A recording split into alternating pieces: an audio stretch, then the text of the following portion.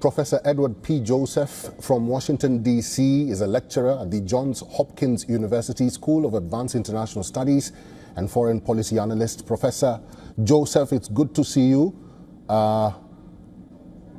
and welcome. Audio. You can't hear me? Thank you.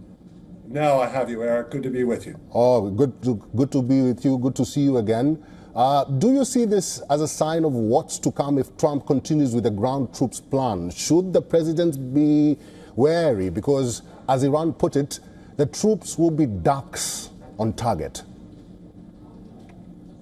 Well, Eric, first of all, we have to note the success, as your report indicated, of this very risky operation and the great relief in the United States and in all those countries who understand the importance of this mission of rescuing this downed airman, the weapons systems officer who was down and who evaded capture for 2 days. And as I mentioned in yesterday's interview, these airmen are trained in survival and evasion. And of course, what to do if, in unfortunate case, that they're captured. And if he had been captured, this would have been a very serious matter and potentially a turning point in the war.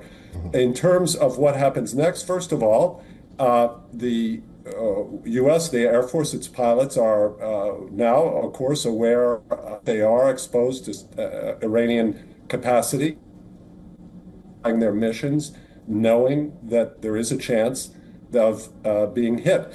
At the same time, Eric, let's put it all into context. The U.S. has flown, and this is just the U.S., not the Israelis. The U.S. has flown approximately 15,000 sorties. So if you look at 15,000 sorties and see that one F-15 aircraft was hit and brought to the ground, then you see that still the U.S. retains air dominance, not just superiority, but air dominance over Iran. To your question about what happens next, I don't know that this increases the chances of some ground operation that the United States would conduct. The U.S. is bringing forces into the region, has the Marine Expeditionary Force there, and I think that the U.S. is looking at all of its options, which include potentially some ground operations. Please. Professor, now that you've answered that, because I wanted to go back to the question because I felt as if it's not being deliberated or answered, but now you've clarified that. The president is getting agitated every day. Where is this frustration stemming from? The latest is for Iran to make a deal or all hell will break loose in Iran.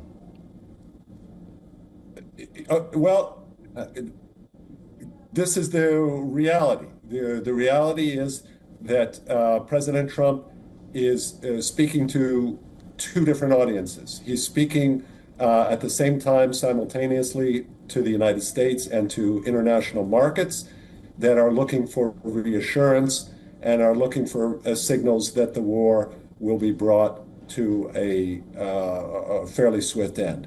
He's also speaking to Iran.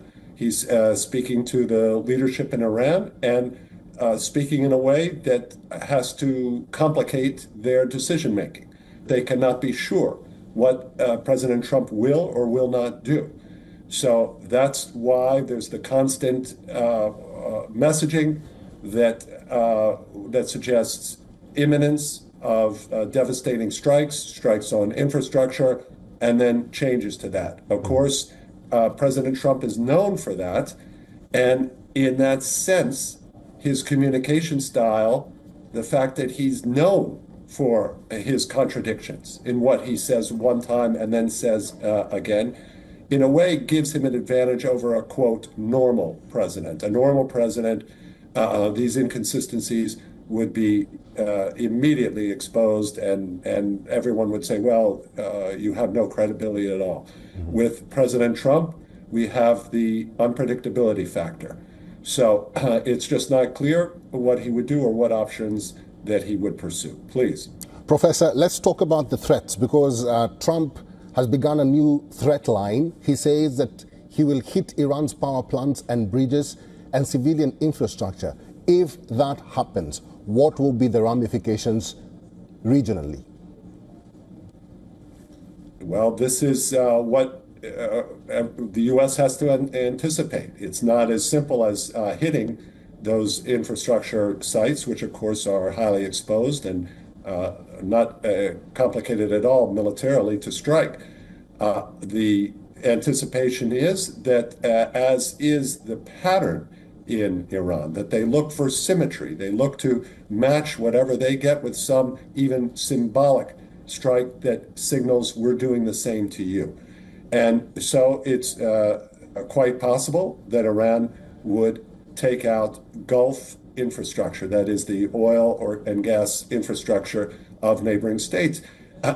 For each side, Eric, there are costs to doing this. So it isn't as if only the United States has costs that it needs to calculate. Iran also has costs that it needs to calculate. It has infuriated its Gulf state neighbors. This includes Qatar, which is a state that is no friend of Israel.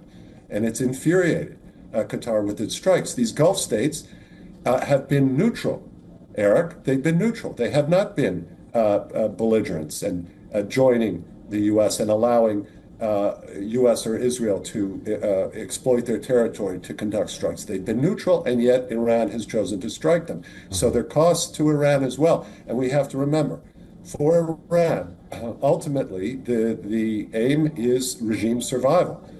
If Iran then goes up what in the West we call the ladder of escalation and goes up to the cataclysmic and destroys oil infrastructure of its neighbors, it's subject to the same, and the regime simply cannot survive in that circumstance. Please. Professor Edward P. Joseph, it's good to see you. We'll have to end it here. Thank you for talking to us today. You're welcome.